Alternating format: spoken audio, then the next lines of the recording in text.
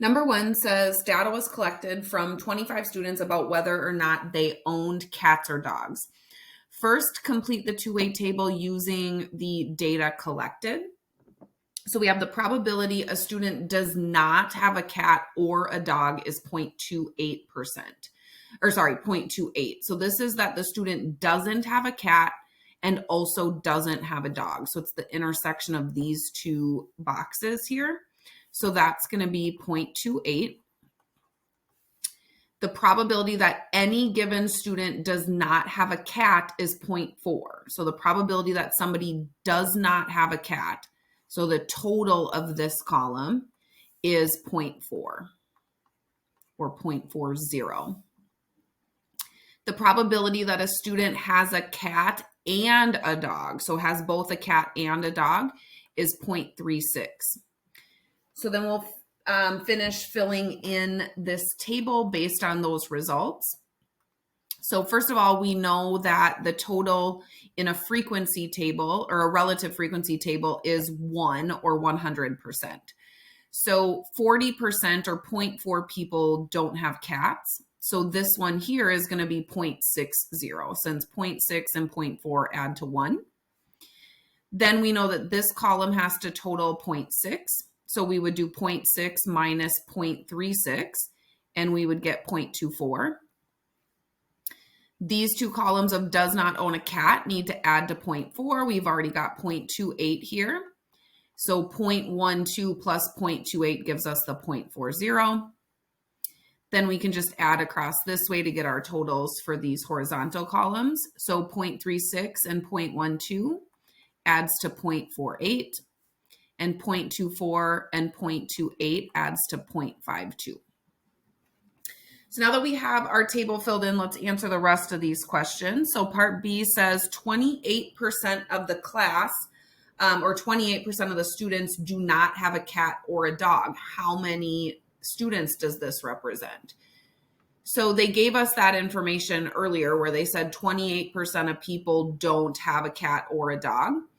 And now we want to actually figure out how many students that represents. So remember that this survey has 25 students in it.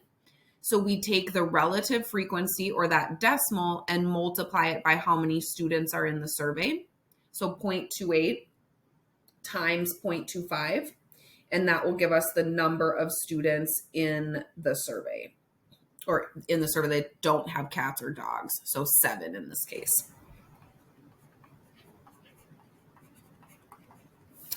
How could you use, or how could you describe the other students in class? So these are the students that don't have a cat or a dog. Then we could describe the other students as students that have either a cat or a dog. I'm just going to make this a little bit smaller so it fits on the screen better. So how could we describe the other students? They are the students who have either a cat or dog.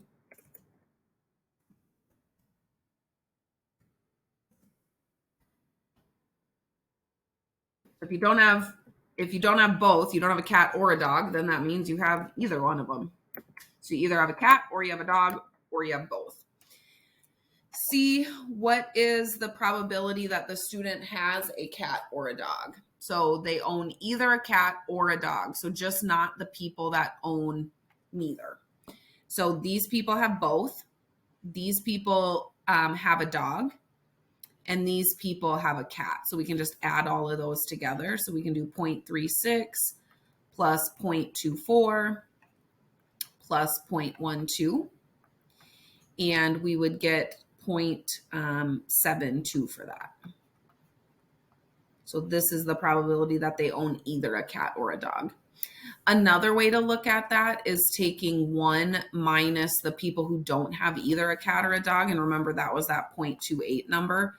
So another way is to just subtract off the people who don't have either. Then you'll get the rest of them must have one or the other. So then that would have gotten you to 0.72 as well. Using the relative frequency in your table, estimate how many students would have a cat and not a dog. Okay, so in this one, we want them to have a cat, but not a dog. And we want to figure out how many people that would be if we surveyed 50 students. So let's look for cat and not a dog. so has a cat but not a dog, is going to be this 0.24. And then if we are now surveying 50 students, we would just multiply that by 50.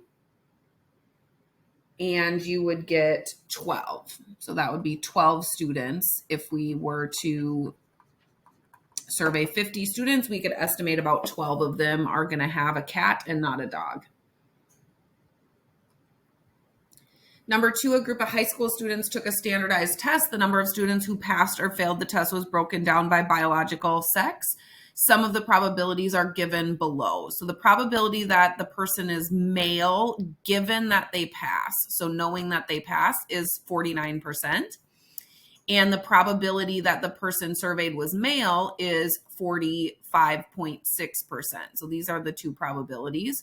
So male, knowing that they passed, was 49.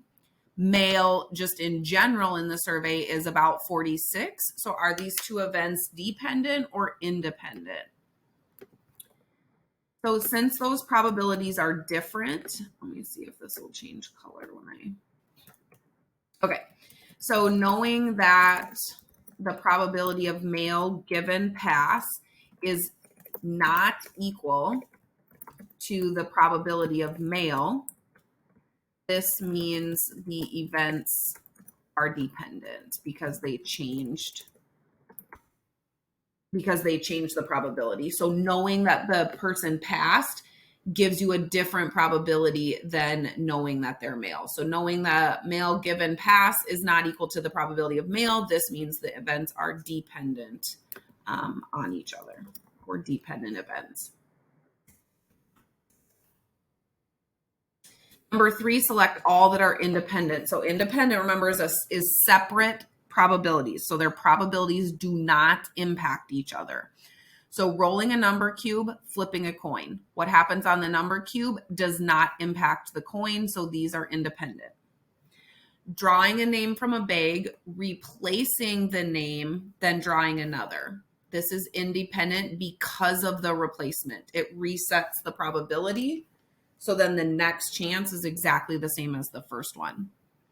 Drawing a name, setting it on the table, then drawing another name. So since we don't replace this, okay, so no replacement here, means that the next probability is impacted. So this is dependent. Select a 3 of hearts from the deck of cards, keep the card, and then drawing a queen. Again, no replacement means dependent because that changes the probability on the next draw. Selecting a 3 from a deck of cards, replacing it, then drawing a 10. Because you replace it, independent. It resets the probability for the next draw. Number 4, the two-way table represents the survey results of how employees at a company with offices in Austin and Copenhagen get to work. Select all statements that are true. So this one says the probability that the person is in Austin is greater than that they're in Copenhagen. So let's look. The probability of Austin is 626 out of 1,103. And the probability that they're in Copenhagen, so this one is 626 over 1,103. Copenhagen is 477 out of the 1,103 employees. So 626 is a greater chance. There's more people in that office, so that probability would be higher. B, the probability that the person is in Austin, given that we know they drive a car. So now we know that they drive a car, so we're in this column. So our bottom number here should be 443, which they put 626. So this one is wrong. The bottom number here should have been 443, and then Austin 376 on top. So it should have been 376 over 443. C, the probability that somebody rides a bike. So the probability of a bike, and if we look at a bike, the total is 330 out of 1,103. That's what they have here, so this is true. The probability that somebody is in Austin and walks to work. So this is out of the whole survey again. So the 1,103 bottom number is good. Now they need to be in Austin and they need to walk. So this number here is the people that are both in Austin and walk. That's 63. So this one is good. 63 out of 1103. All right, I'm going to erase this for these next ones. So next it says if an employee is selected at random. So again, so an employee is selected. So this means our bottom number is all employees. So 1103 is on the bottom. What's the probability that they are in the Austin office or drive a car? So anybody in the Austin office works. So we can add up all of those. Or they drive a car. So then the people that drive a car. So we need to add up all of these 4 or 5 numbers together, or we can just take the total plus 67 because that's the only one that's not in that top total. And so 626 plus 67, and we would get 693, and that's what they have here. So this is true. So again, this one is 63 plus 376 plus 125 plus 63 plus 67. So those are all of those boxes that are either Austin or drive a car. F says the probability that an employee selected at random. So again, an employee selected at random means the bottom number is going to be 1103, all the employees. What's the probability that that person works in the Copenhagen office? So Copenhagen office is all of these people. So this is the total. 477 should be your top number. So F is true.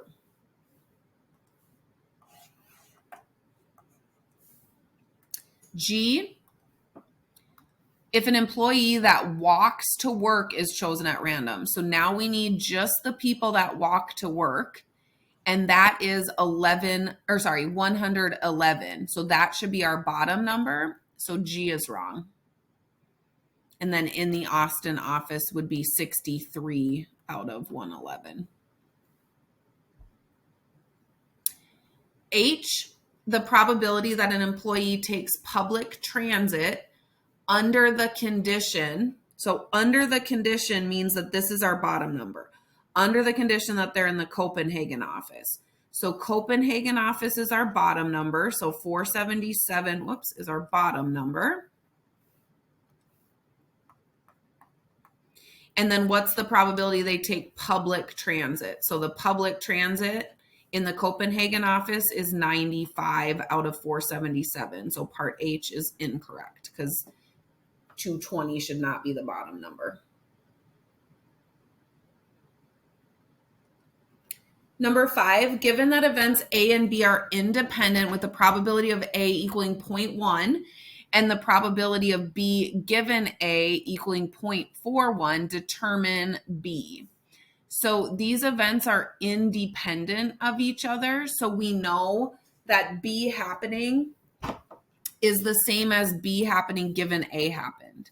So this is a formula that you learned. And we know that an event happening, given that we have extra information, is the same when events are independent. So the probability of B is going to be the same as the probability of B given that A happened. So this is just 0.41.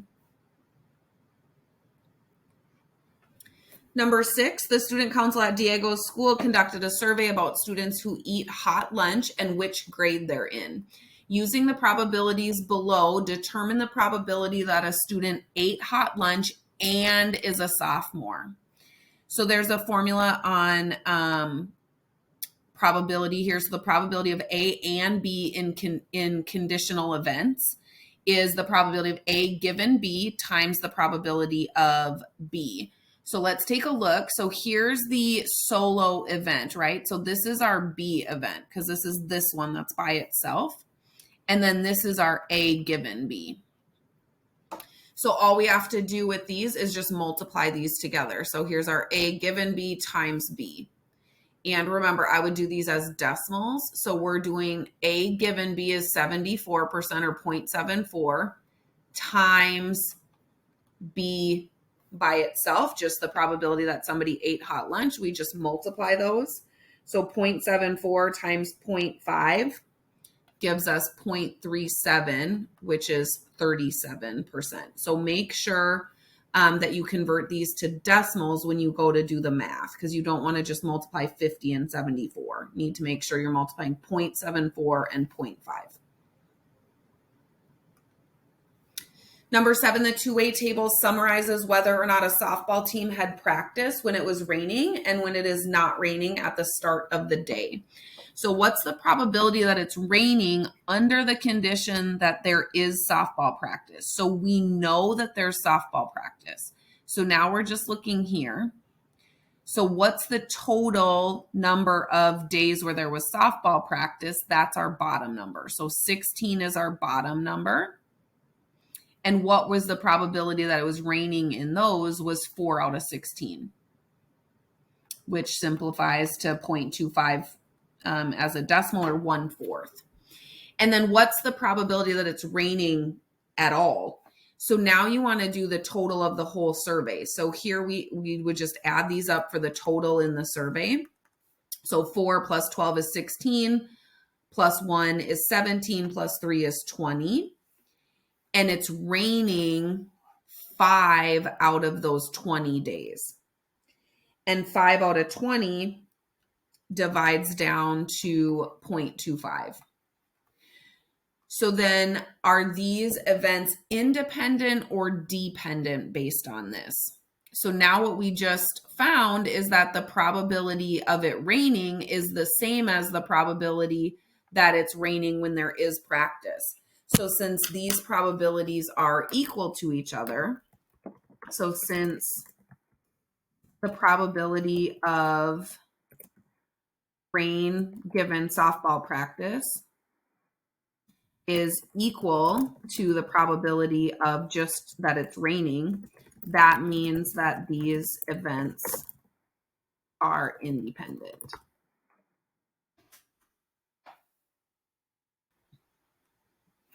Number 8, the table shows the raw data of a survey about resting heart rate and beats per minute for 200 college students. So 200 people in this survey who are marching in a band and who are not marching in a pep band. So we've got pep band, not pep band, and then their beats per minute. And then we've got the totals around here. And I'm just going to gray out these totals so that we can make sure that we aren't getting the totals mixed up with the other stuff. So these are totals. Okay, and these are totals. All right. So when we're looking at this, this just wants us to change it to a relative frequency table. This means to take each of these numbers and divide them by the number of people surveyed. So just divide everything by 200 to get your decimal. So 56 divided by 200 is 0.28. 28 divided by 200 is 0.14. 84 divided by 200 is 0.42, and these should add up to that, which they do. 66 divided by 200 is 0.33. 50 divided by 200 is 0.25. 116 divided by 200 is 0.58. Again, should be these two added together, which it is. These total 100%. You're either in the band or you're not. And then 122 divided by 200 equals 0.61. And that's the total of these. 78 divided by 200 is 0.39. And again, the total of those. So there's our relative frequency table. What is the probability that a person chosen at random has a heart rate above 80? So here's our above 80, or is not in the marching band. So I'm just going to circle these. Here's our probabilities that it's above 80 and are not in the marching band numbers are here. So I'm going to ignore these totals and just add these three bubbles together. So above 80 is 0.14 and 0.25. And then 0.25 and 0.33 are not in the marching band, but I don't want to add in the 0.25 twice. So 0.14 plus 0.25 plus 0.33 gives us 0.72 or a 72% chance of that happening. Another way you can do that is by looking at the totals, but then you have to remember, so if you're doing totals, okay, the total not in the marching band is 0.58. Plus the total above 90 is 0.39. Then you need to subtract off the overlap. So that's the part that a lot of people forget is you got those two totals counted the 0.25 in there twice. So you have to add those together, subtract the 0.25, and that will get you to the 0.72, which is the correct answer. So either way is fine. Just be careful with the totals that you subtract off the overlap. So then what's the probability that their heart rate is above 80 and they're not in the marching band? So the and not in the marching band is the overlap of these. Okay, so which one is both? So the both is this 0.25. So both at the same time is 0.25. Then what's the probability that it's below 80 given that they're in the marching band? So for this one, remember that this is our bottom number. So given that they're in the marching band. So in the marching band is 0.42. So in the marching band is this one, 0.42.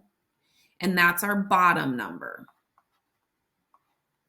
And then our top number is below 80. So below 80 is this 0.61. So below 80, oh, sorry, in the marching band, that's wrong. Below 80, let me get rid of some of this stuff. I'm going to get rid of this, all this extra so we can look at it. Okay, so in this one, we are just knowing that they're in the marching band. So let me cover up everything else. So we don't care about any of these. So now we want to look at, out of just the marching band people, where are you below 80? And that's that, it's 0.28. So 0.28 out of 0.42. And then just divide these. 0.28 divided by 0.42 gives you 0.6 repeating. So 0.67 if we wanted to, or 67%. Number 9, in a genetics experiment on plants, that should say plants, 17% of plants exhibit trait A and 22% of plants exhibit trait B. So let's start filling this in because now they're going to ask us about trait A or B. So here's the formula that we would use for this. And the way that you can tell that this is the formula, okay, is they give you A or B. So they're giving you A or B, and then they're asking about A and B. So we see the word or, we also see the word and. So then this is our formula that we would use for this one. So the probability that it was trait A was 17%. The probability that it was trait B was 22%. And then they gave us trait A or B was 36%. So now we just want to plug these into these formulas. So A or B was 36%. A was 17%. Plus B was 22%. Minus the and. So this is what we're trying to figure out here. So you can put an X or a blank, whatever you want. So this says 36, and then if we add 17 and 22 together, that gives us 39. So what do we have to subtract from 39 to get to 36? That's our overlap. So 39 minus 36 gives us 3. So 3% of the plants had both traits. Number 10, a researcher surveys 200 randomly selected college students to determine the number of education majors and math majors. 16% of students surveyed are education majors. 6% of students surveyed are math majors. 2% of students surveyed are both education majors and math majors. So what percent of students are education majors or math majors.